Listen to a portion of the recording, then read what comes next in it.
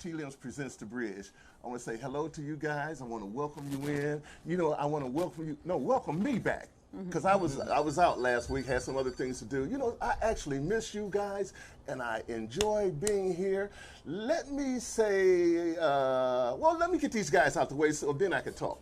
Ron and Reg, hey, gurus, Stan, gurus, they make it happen, yada, yada. Okay, now, got them out the way. Francis, what's up? Okay, Twyla, what's happening, baby? Oh, I shouldn't say that, but what's happening, baby? But anyway, I said it again. But anyway, what's happening, Twyla? Twyla's out there. Again, you know something? She's out there beating the bush for you guys. And man, you know something? We got some exciting things coming up, and we need you to get involved. We need you to put your brick in this foundation.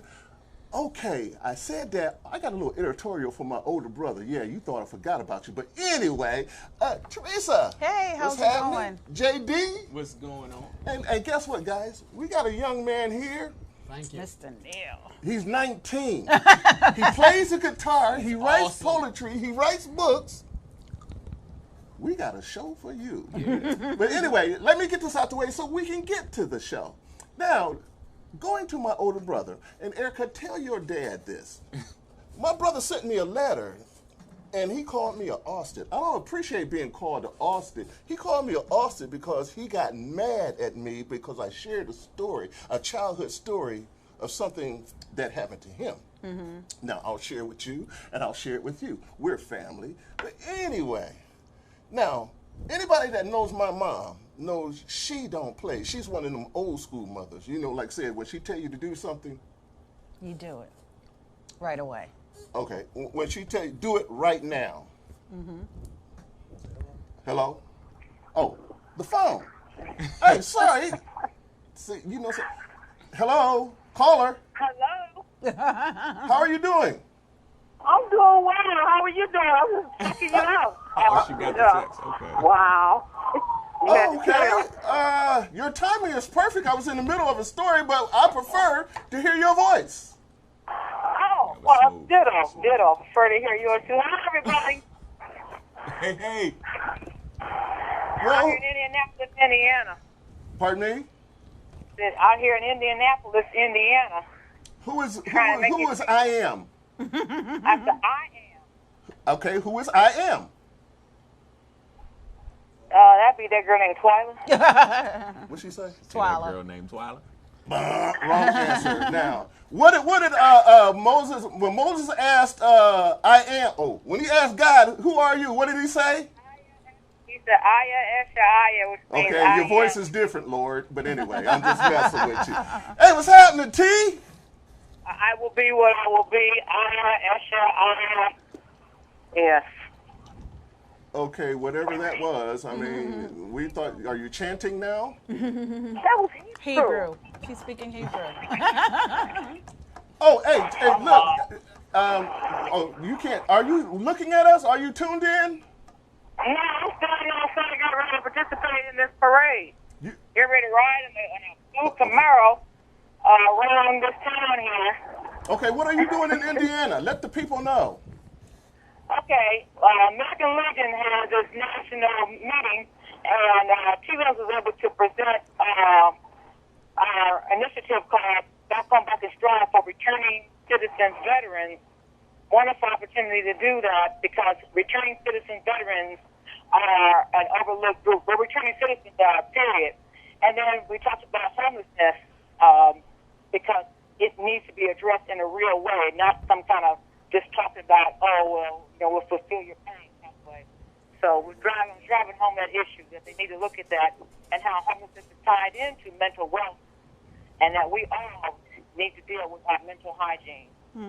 Hey, Twyla, we're losing you a bit. Your voice is a little blurred. But we know you're there for the veterans. Much success to you. And then try calling back a little later because it's a little bit of background noise. Can you hear me? Now we can. Oh, okay. I said we were here addressing returning citizen veterans and homelessness with veterans. Returning citizens, period, are overlooked anyway. And homelessness is directly tied into our mental hygiene, all of us, and how we need to really talk about the solutions and putting solutions in action versus just saying, I feel your pain. Okay. Got to start doing something. Okay. All right. Well, we appreciate your efforts and what you're doing for us over there in Indianapolis, Indiana. And then we're going to segue now, unless Sean has anything. Twyla knows my mom, don't you? Oh, yeah. Do she she was play? the truth. She was the truth. You know, she was one of the mothers that, you know, like, if you acting a fool, she would pick up anything, a house, a car, Wow. that you know, and okay. So, and Twyla knows, I'm not kidding. So, but Oh, anyway, he's not playing. back to, hey, look, I'm telling everybody the story about Shed and Mama and the slaps of mass destruction that he experienced. Oh, my God. Slaps and mass. Yeah, Slaps. specifically for Shed. Man, This is okay, for you you, know Shed. My mother is one of these, you know, the house is always clean because she would say you never know when company would come over. So this one particular time she had company over, and my brother, it was his turn to do the dishes. And he was at that age, whereas, you know, he's kind of a little flippant, you know, and she was fussing, and every time she had fuss, he was saying, he had this little saying phrase that he said, you know, and every time she, and he, and so she heard him. But he didn't know that she heard him. Oh.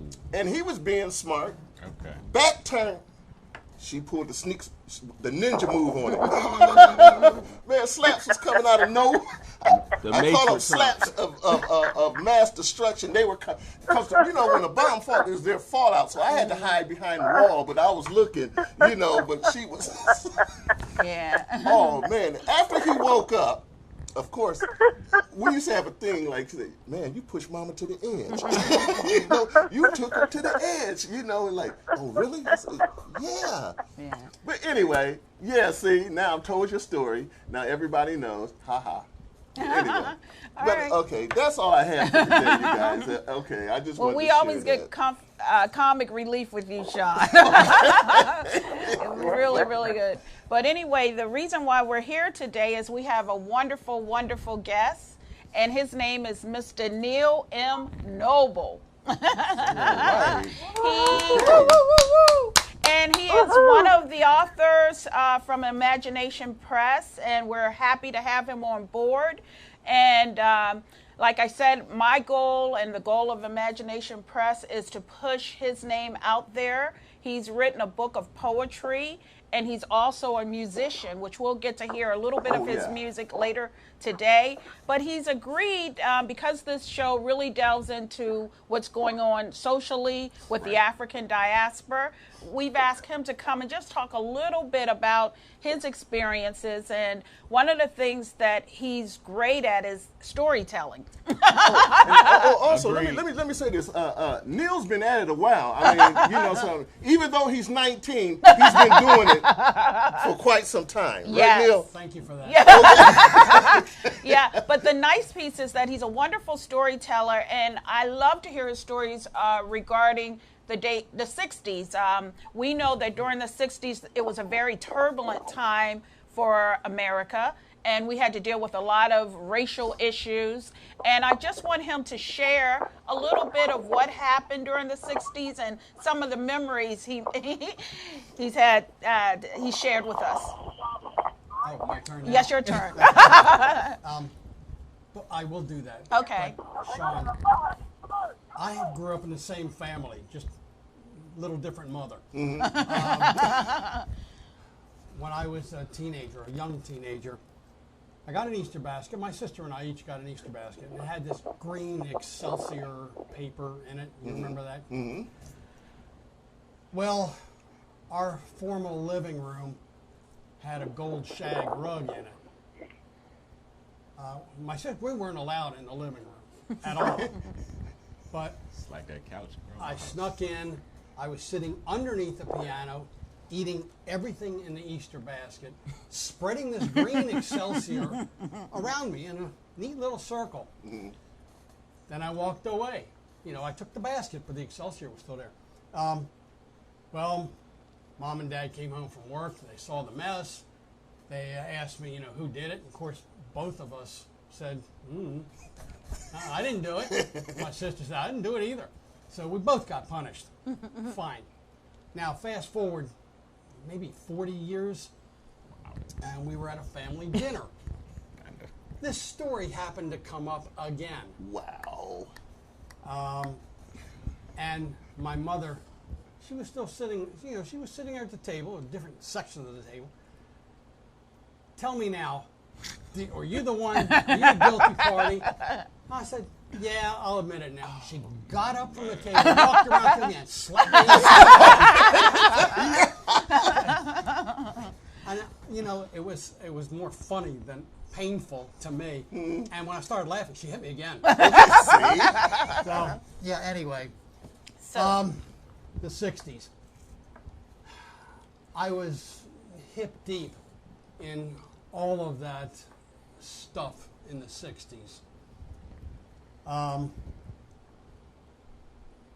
told you earlier, I was there in listening to Dr. King's dream speech. I was there. I saw him. I heard him.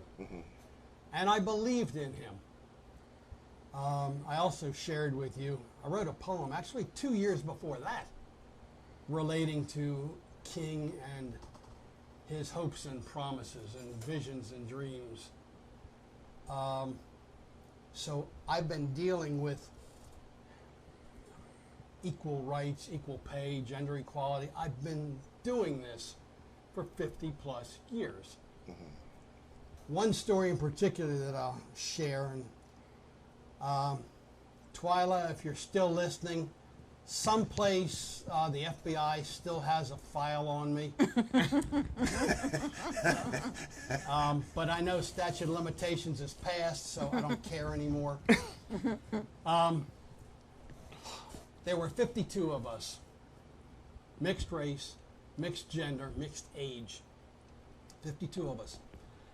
It was very military structure. There were 3 brigades of 16 people, divided into 4 squads of 4. Squads were led by a sergeant. The brigade was led by a lieutenant. One brigade was permanently stationed in Baltimore. This is during the mid and late 60s. Rioting, whatever they hoped to achieve, they were there, the 16 of them. 17 of them, including the lieutenant. His name was Lieutenant Mason. Otherwise, everybody just went by a first name or a made-up name. It didn't matter which. But Lieutenant Mason, remember that. A 2nd brigade was stationed in Washington, D.C. That was led by a Lieutenant Dixon, Mason Dixon. I see it. The 3rd Brigade was always held in reserve, so they could travel to either town. That was Lieutenant Rover. Now, the 3 lieutenants always carried a roll of dimes with them. That's how much a phone call used to be. And they used to have real phone booths out on the street. So several times a day, we would call a phone number. Never knew who it was connected to. But a man answered, and he would direct us where to go where there would not be police or National Guard. Now, why? Because it was our job as a vigilante group to blend in with the rioters. Now, the people that were actually demonstrating for achievement and advancement, they lived in the area. They're not going to destroy their own neighborhood. It's the people coming in that are looking for a quick score. They're the dangerous ones. So we would blend in with anytime we saw a group break off, they were up to no good. No ifs, ands, buts, or maybes. We'd blend in, maybe a squad, maybe 2.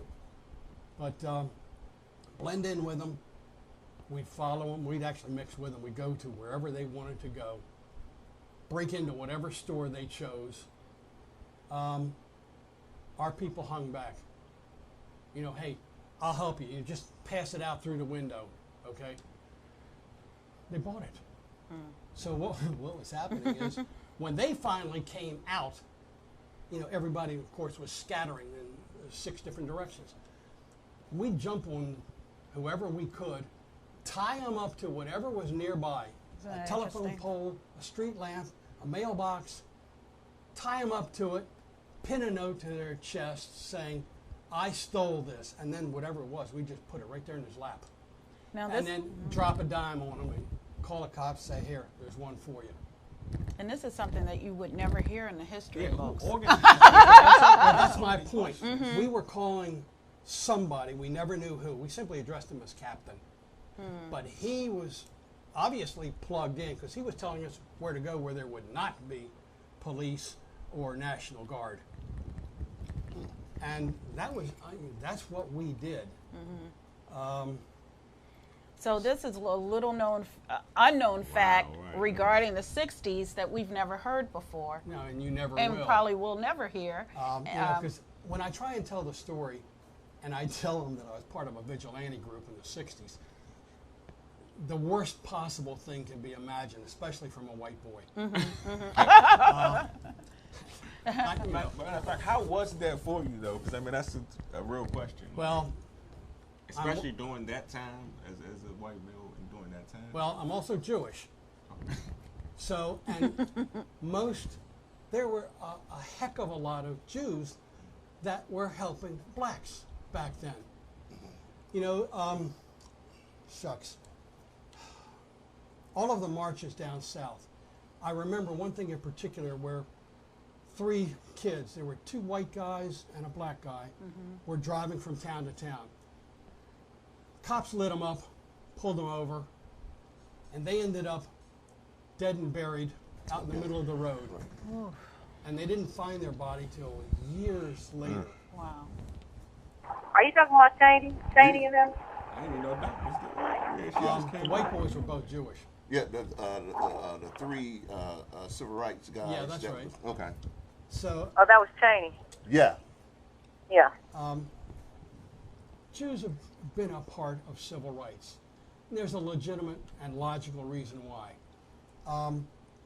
We have had somebody's boot on our neck for 6,000 years. You know, whether it's the Egyptians, Assyrians, Phoenicians, Wow. Romans, everybody has, you know, robbed, cheated, stolen, murdered us. You know, right up till 60 years ago, 6 million people died, Jews. But the point is, all of them are dead and buried and just footnotes in a history book. We're still here. We're still fighting for equality, not only for ourselves, but for everybody. So Neil, let me ask you You this. know, let me interrupt you right quick. So it's sort of like maybe a 2-part thing. In your opinion, and as you said, you guys are still fighting for equality across the board. All across the So, board, yes. in your opinion, would you say that in regards to the Jewish people versus the black people, whereas we're Or fighting Muslim. for reparations, Or Muslim. or Muslim, how do you feel about reparations? Is there something, in your opinion, that should be paid to blacks in America? Great question. If you change that question just slightly and ask me if reparations should be paid only to blacks, then I would say no. Because there's many other peoples that were equally mistreated. Every single wave of immigrants has been mistreated in some way, shape, or form. I agree with that. The English hated the Irish. The middle of the 1800s was a potato famine. It was 3 consecutive years where the crops failed. They couldn't pay their rent. They were literally thrown off their own land because the lord of the manor actually owned it. Tenants were tenant farmers. They were thrown off the land just because they couldn't pay their rent. Those are the immigrants that came here, the Irish immigrants that came here. I already told you, we've been suffering at the hand of everybody for 6,000 years. Right. When the Muslims started coming here just a few short years ago, they've been mistreated, looked down on. Most people are scared to death when they see a brown-skinned person. And of course, now the Hispanics that are trying to make a better life for themselves, they're being mistreated by Pumpkin Boy. Pumpkin Boy, you know, he's round, fat, and orange. 4-5. May I jump in? Yes. Okay. Everybody has been mistreated. So again, reparations to some degree should be paid to everybody. Okay, hold on one second, Twyla. In that regard, and I noticed, and here's the difference. Came over. When they came over, they came on their own accord. Blacks were brought. I understand Blacks that. were stolen. I understand And yes, the building of this nation there's a mixture of people, immigrants, and of course, as you said, As it you should know, the Irish were discriminated against, and various other groups were discriminated against by certain people of power. But like I said, there's a distinct difference. There's a distinct difference in the Holocaust that you guys experienced, that the Irish didn't experience, that the Hispanics didn't experience. There's a different distinction in what blacks have experienced from the onset of being brought here versus coming on their own accord. Now, again, that same difference is still being perpetrated against this certain group of people. Now, I agree with what you're saying, and I understand what you're saying, but again, if we give to everybody, the playing field still How do would you be disseminate? uneven. How do you disseminate? Basically, is what you're saying with that. At that Well, point, right? well, you know, so you have to look at the circumstance. Now, You know, there's who's- different degrees yes, of slavery, who too. has benefited from these atrocities, and who The rich and were powerful. these atrocities perpetrated against? You poor know and what I miserable. mean? Now, Yeah. we look at that, and then we can ascertain, okay, even like I said, well, okay, the Irish eventually were accepted, I guess, or whatnot, and these various groups are eventually being accepted, but blacks themselves are still unacceptable, and they're still either by, I mean, you know something, to the point that, you know something, they're not even hiding the systemic methods and means that they're doing in order to keep that foot, as you said, on their neck. Now, again, what I want to ask you is, do you feel, and I'm not asking you to speak for all Jewish people, but as a Jewish person, y'all were really relevant during the 60s because you were You the grew active. up in the South, didn't you? No, I grew up in the North. Really? Why you ask the South? I'm just curious. Y'all. Y'all. Well, we say that up north. Okay. Well, Sorry to interrupt. what is it? You all? Is that what you say? Yeah. Okay, you all is more south to me than. Y'all. That's what So, y'all. Twyla, you want to quickly Oh, go ahead, Twyla. answer I'm your question? sorry. Ask your question, because we're. Yeah, I guess it's more as a comment and a question in this regard. I am a person who I believe I can honestly say that I have fairness within me. And yes, there were many people that came to this country that were ostracized. I know that Jews were in ghettos and boroughs in New York. I do know that the gentleman who wrote the song Yankee Doodle Dandy George Cohen changed the spelling of his last name to make it anglicized so that he would not be ostracized for being of Jewish ethnicity. I know that the Irish were mistreated significantly, and they were called one step above Negroes. So I do understand their plight as well, and the Italians and Sicilians when they came and debarked on Ellis Island. The only issue that I have is that when it comes to talking about reparations for black peoples, I just don't want to be lumped into everyone else's comment. I believe that these peoples were mistreated, and I do know we have documentation to show that anyone who was not an Anglo-Saxon incurred redlining in housing districts. That's documented. That's fact. And So that's did a Jews. separate issue that needs to be addressed. But as it relates to the slave plantation, I still feel that black people don't get enough support from other groups of peoples as it is this one specific claim. It's irrefutable that blacks were enslaved. It's irrefutable that we were made to give free labor. It's irrefutable that when they had the Oklahoma schooner rush, that even freed blacks were not allowed to get land.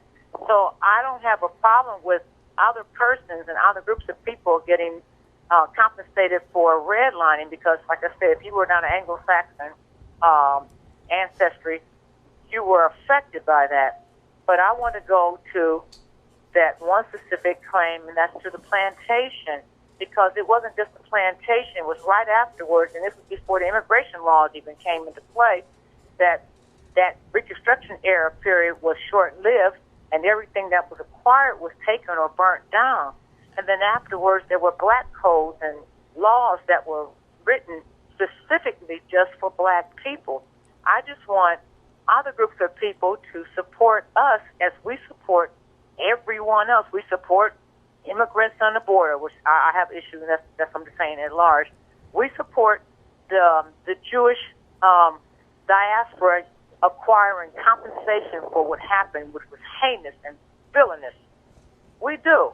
But I want us to have that same level of support, and I know that in the 60s, and even before the 60s, way before then, the black community and the Jewish community worked hand in hand as it relates to civil rights. We wouldn't even have many of the civil rights organizations that we have today if it wasn't for the benefactors of those that were from the Jewish community.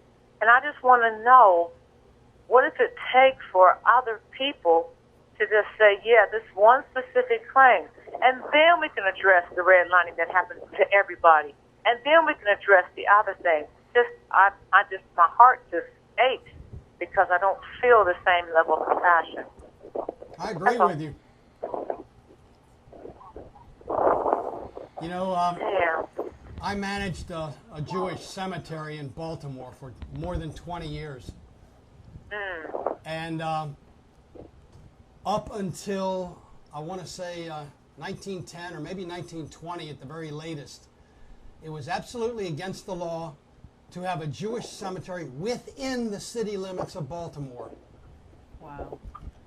But after that time, the city grew up past my cemetery, so they were forced to change the law. The land grant, which I still have a copy of, for that cemetery was 1848. But it was, you know, the city of Baltimore was founded in 1797. So the cemetery was way, way out in the country. But the city caught up to it. They were forced to change the laws. I grew up in Montgomery County. I actually am a native-born son of Washington, D.C. You're a rarity. And I'll admit it. Born Me and too, raised, me you know, too, me best too. politicians money can buy. Oh, wait, I'm sorry. I didn't say that. Oh man. I grew up in Montgomery County. I went to high school there before I moved to San Francisco. What a shock that was. But there was still redlining even then. You know, I wasn't even allowed to visit friends at certain country clubs. I couldn't go on the grounds. My father could not buy a house wherever he wanted. No, you can't. They don't allow your kind in here. You know, I'm not saying anything new. You've heard this Right, all your life. right. But it's not just people of color. there are some whites that experience the same crap. But anyway. And I think just a quick question before we go to break. Twala, I know one of our biggest concerns is that there was such a close-knit relationship with Jews and blacks during the 60s. And I think Twala always raises this as an issue. What happened to that relationship? And I know from an academic perspective, I attended Towson, and I had the most wonderful professor who happened to be Jewish. And I still remember, even though he had a last name of Smith, he was a wonderful, wonderful Jewish professor. And he talked about, we would deal with real issues relating to what happened to that relationship. Some say it was affirmative action is where we split off. But do you have a sense of why that tight relationship no longer really, truly exists? No, I honestly don't. People got tired of trying to fight the righteous fight. I don't know. I'm just guessing like you are. Okay. It's unfortunate. Yes. And in my own quiet way, I still believe in what King said. A lot of my music speaks to that, or a lot of the poetry. Music doesn't. I don't know. I wish I did. I'm hoping and praying to the Supreme Architect. You know what, Neil? I don't mean to interrupt you all because I'm ready to go on this vehicle, but I will say this much. When I became by the time I became a teenager, or by the time I got in junior high school, my family relocated and lived out in the suburb past the circle. There were very few black families that were out there, period.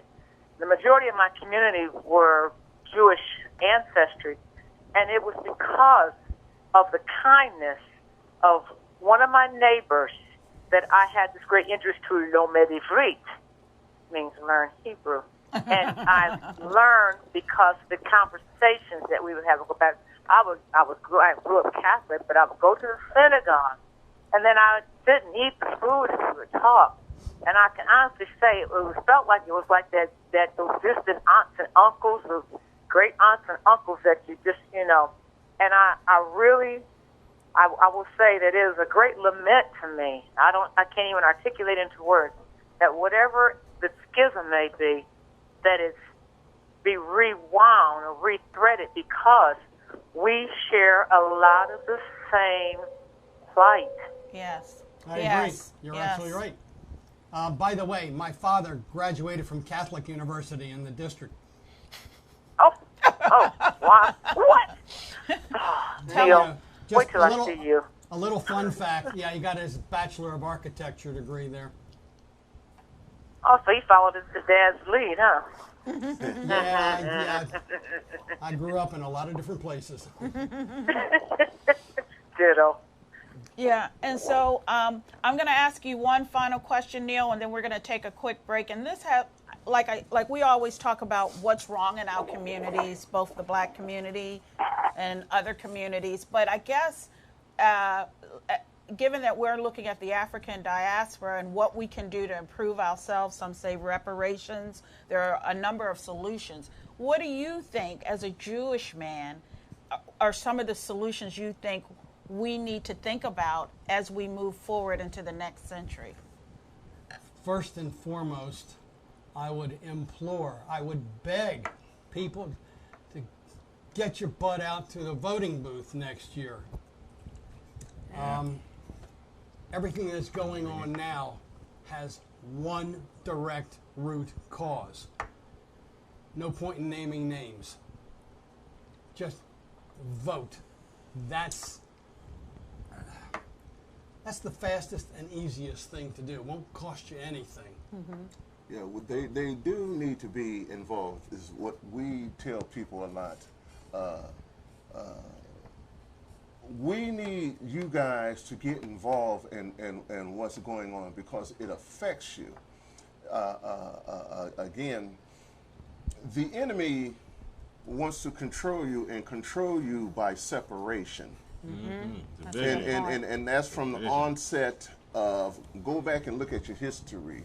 That divide and conquer mentality has always been prevalent in, in the history of this country. Work for Goebbels.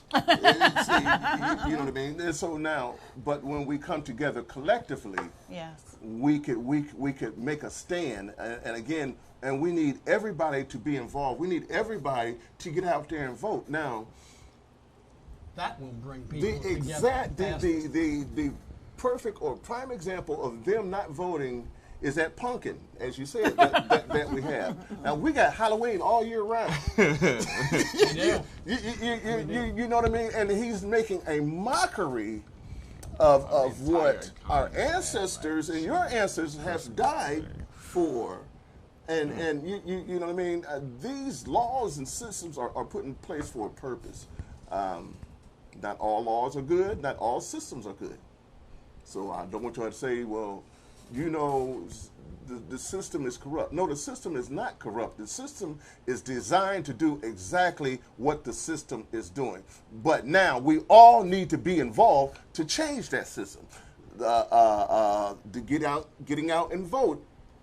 We get out there and vote and make these changes. If they're not doing what they're supposed to be doing for the people, get out there and get that person out of there. This is the power of the people. Pardon me? If you have someone qualified to vote for. Oh, that's the problem. absolutely. We're not Well, we're not just going to put a pumpkin up there. Like, out of all the people that they had, a pumpkin won? Can you imagine that? The pumpkin's not even real. Only in what Charlie Brown Peanuts, and he's not even real. Okay, that's something. That's the cabinet, the Peanuts. He said the pumpkin is not even real. If the Parkland kids can get out on the road and talk to whatever group will listen to them, why can't the rest of us? Exactly, exactly. So again, they play off. You're not wanting to be, or you're being complacent, and my vote don't count. And actually, it does. I mean, something now. If the vote didn't matter, why do you think women? They were marching or whatever, the women's rights and all this and that, and the various groups that fought for these rights to get out there and vote. Because something, through that voting block, they can make a difference. Now, I'm going to go to the LGBT, ABCD, whatever you want to call them, because they participated in the voting. Now they have a position in Congress to whereas they can at least get their issues heard.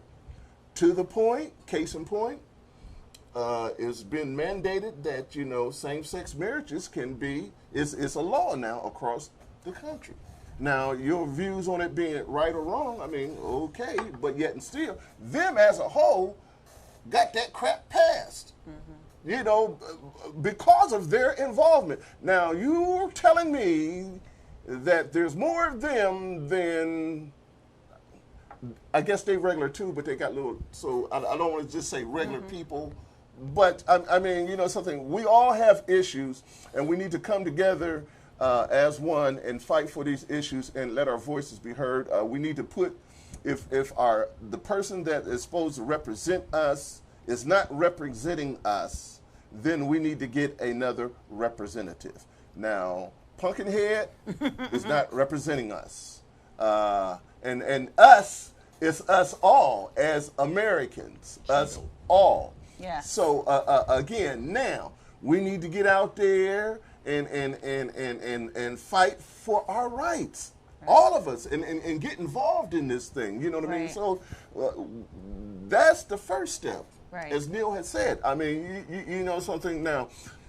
Neil, I hate to take you here, but I'm going to take you here.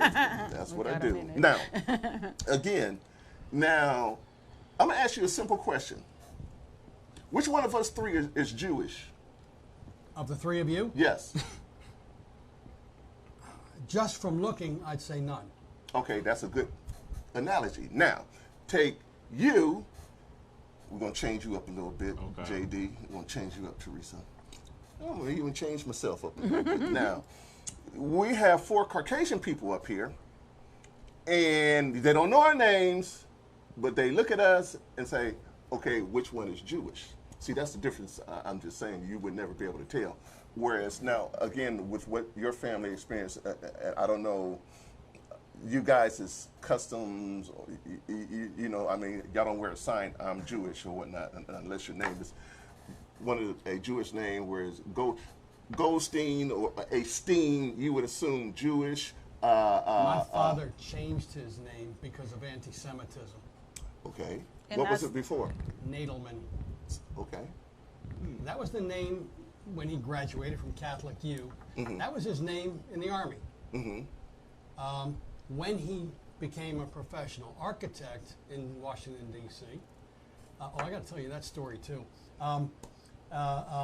He changed his name so he wouldn't be perceived as Jewish. See now, He could change his name. yeah. Right. And Now, that's, I could change my name, Well, but I'm never going to be anything else than what I am, just by appearance. A name change, I could be, okay, Bob No. Sluckovich, and it wouldn't matter. now they would look at how the hell you get a name of Jakovish, or you know, and then it causes people, it would raise a brow. I mean, he's black and his name is O'Connor or O'Connell, or you know, how did you? hey, let's not forget Sammy Davis Jr. Okay, well, okay. Matter of fact, when it came out, and you know this because you was back there then too. When it first came out, when Sammy Davis Jr. was claiming that he was a black Jew, it was kind of like, Yeah, Sammy, a Jew? yeah. Okay, but And now they did. See, Sammy had 2 strikes against Yeah. him. He's Jewish and he's a black. No, and he's also part Puerto Rican. Oh, that too. Well, I mean, Yeah. but you know, as long as Yeah. Sammy was up there dancing and singing, we were good. Well, you know what I mean. But I mean, like I said, now I can pass very easily because I don't look Jewish. exactly. Now And again, I don't really advertise it. She didn't even know until I happened to mention it. Well, Right. see, that's what I'm saying. So again, we get 2 different views. You know what I'm saying? And again, now you have to admit, you played the role in order to get the part. In some cases, Yes. we can't play the role. You know what I mean? No matter how hard we try. Again, now I say that to say this. This is what I'm leading to. The dude that started Ebony Johnson. right?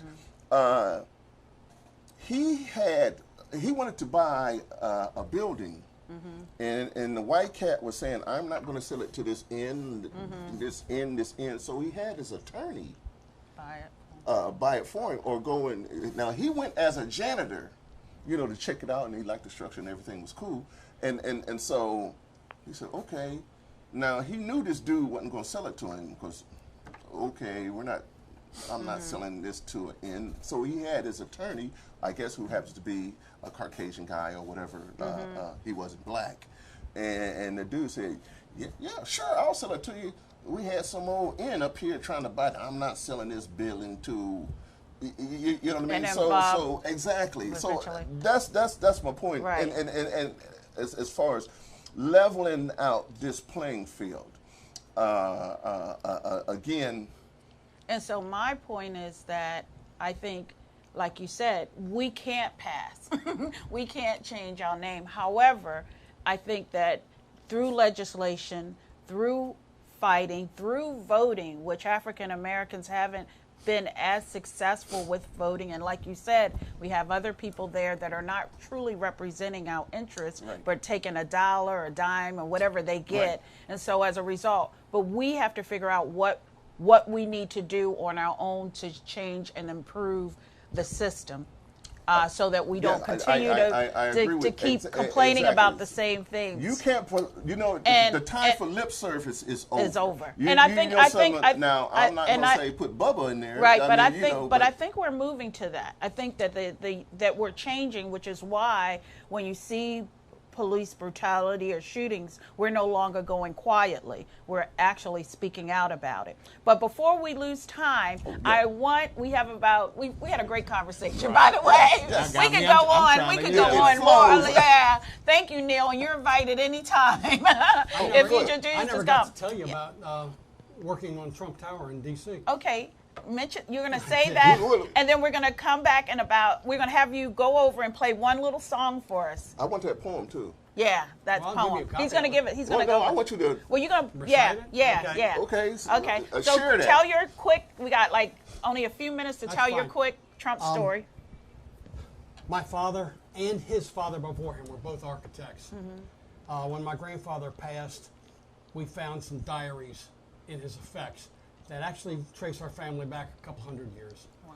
We were always involved in lumber and building in some way, shape, or form. So I came by all this honestly.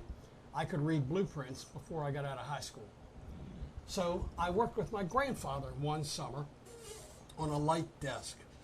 Now, what that is, it's just a sheet of glass. Underneath it is fluorescent bulbs. Back then, blueprints were really blue, and they had white lines on them. My grandfather would correct the drawings made by draftsmen who were 20 and 30 years older than me. He'd give them to me to redraw to incorporate his corrections. So I knew more than these draftsmen that actually had a degree. Well, that summer, I spent the whole summer redrawing a renovation of the old post office building in Washington, D.C. That's Trump Tower now. I worked on that building. That's really not too long ago, because I remember. Yeah, that's Pennsylvania Avenue right there. Well, I know, because a friend of mine was. Well, he just postal bought it worker. a couple or so years ago. Yeah, And yeah. I worked on it back in the, let's see, it was less than 20, so it would be somewhere in the late 60s.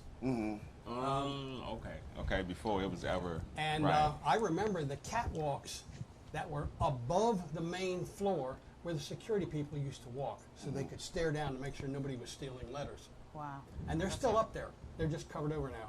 Well, Wow. that's a wonderful story. I love that. And I just recently visited the post office myself, and the first thing I did is That look upstairs, up top. But anyway, we're going to take a minute, and then we're going to hear some poetry and a song from Neil, and then we'll be ready to take it home. Thank you, Neil, for Thank you. visiting Thank with you. us.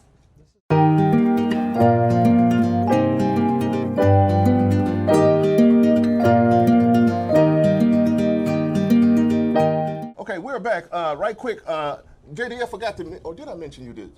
You did. Okay, you did. okay. But anyway, JD have a little quick announcement that he'd like to make to you guys, and so here First he and is. foremost, Abstract Excellence is coming September 8th, 1 to 2 p.m. every other Sunday. Make sure you tune in, stay linked. And I also want to send my love and condolences to my wife's family, cousin Judy. May she rest in peace. Michi, my heart is with you. Family, love y'all. It's going to be okay. Okay, Teresa. All right, so now we're going to hear some wonderful music from Neil M. Noble. Do not forget to pick up his book, Moods of a Lake. You can find it on Amazon, as well as Lulu.com and Barnes & Noble. All right, Neil. So the first thing I want to do is simply read a poem. I wrote this in 1966, 2 years before Dr. King gave his very famous speech. So I've been at this a long, long time. The poem is entitled The Better Man. Can you tell a man by the way he combs his hair? Can you tell a man by the clothes that he wears? Can you tell a stranger by the pattern on his tie? If you can, you're a better man than I. Mister, you're a way better man than I am. Can you tell a prophet by the way he speaks or spells? Or is this more important than the stories that he tells? Do you call a man a fool if for wealth he does not strive? If you can, you're a better man than I. Can you tell a man by the color of his skin? Is the color of his back the color deep within? Can you tell me the color of his soul by the color of his skin? If you can, brother, you're a better man than I.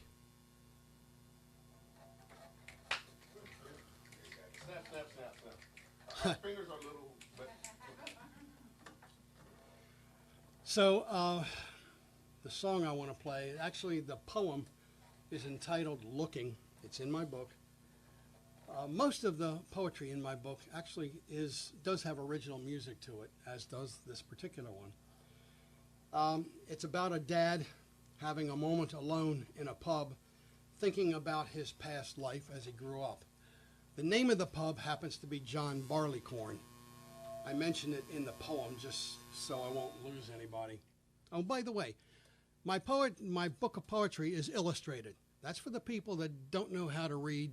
They can still look at the pictures.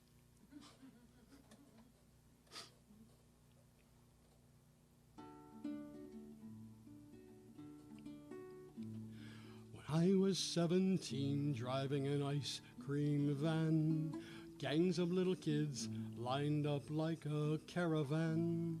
A little boy couldn't decide what to get. One day, get this, said his mom, the man's got to be on his way.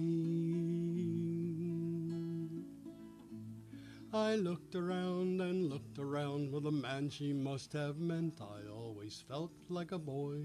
Seems that boy's time is spent. Thanked her for the chance to hear my new name. I thought that nothing for me would ever be the same. At 21, my first class was as quiet as a tomb. 30 of them were trapped with me in a room. Pretty soon one raised his hand and said with a smile, "Hey, mister, can we chew gum?" He was chewing all the while. And I looked around and looked around for the mister that he meant. I always felt like a boy. Seems that boy's time is spent. Thanked him for the chance to hear my grown-up name. I thought that nothing for me would ever be the same. When I was 25, saw my firstborn. Knew I had to share it with John Barleycorn. Through the beer I thought I saw what my son's life might be. His happiness, his sadness, and all his discoveries. Now the rewards and setbacks of the life he will make just tugged at my heart, pulled till it ached. Knew I couldn't keep my heart from being unclad. I would still be surprised the first time he called me Dad. And I'll still look around and look around for the dad that he meant. I always felt like a boy. Finally that boy's time is spent. Now and again I think about how far I came. At last I'm certain that nothing will ever be the same.